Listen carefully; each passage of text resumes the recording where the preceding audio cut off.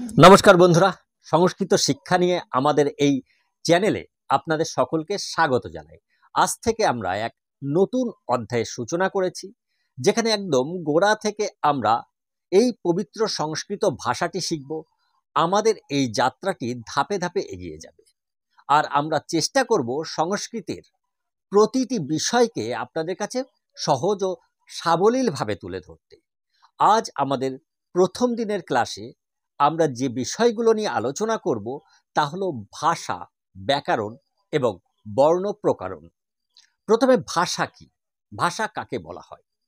আপনারা হয়তো জানেন, মানব সভ্যতার একেবারে শুরুতে মানুষ আকার ইঙ্গিতের মাধ্যমে মনের ভাব প্রকাশ করত, কিন্তু সেই পদ্ধতি মনের সূক্ষ্ম অনুভূতি প্রকাশের জন্য যথেষ্ট ছিল না।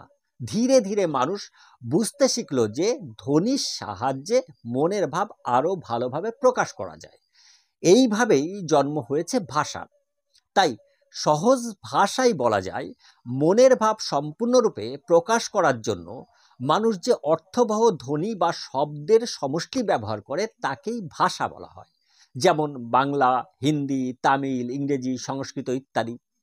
আমাদের এই পৃথিবীতে ভিন্ন ভিন্ন অঞ্চলে ভিন্ন ভিন্ন ভাষার উদ্ভব হয়েছে, আর তার কারণ হলো ভৌগোলিক এবং সাংস্কৃতিক ভিন্নতা।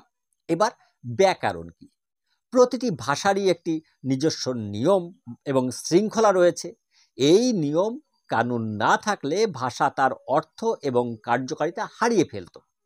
যে শাস্ত্র পাঠ করে বা অনুসরণ করে কোনো ভাষাকে সঠিকভাবে বলা, পড়া এবং লেখা যায় তাকেই বলা হয় সেই ভাষার ব্যাকরণ। এই ব্যাকরণ ভাষাটিকে একটি সুশৃঙ্খল রূপ দেয়। ঠিক একইভাবে যে শাস্ত্র পাঠ করলে আমরা সংস্কৃত ভাষাকে শুদ্ধভাবে বলতে, পড়তে এবং লিখতে পারি তাকে সংস্কৃত ব্যাকরণ বলা হয়। এটি সংস্কৃত ভাষার ভিত্তি, যা এই ভাষাকে একটি বৈজ্ঞানিক এবং সুসংগঠিত রূপ দিয়েছে। এবার বর্ণ প্রকরণ। আমরা জানি ভাষা তৈরি হয় ধ্বনি দিয়ে।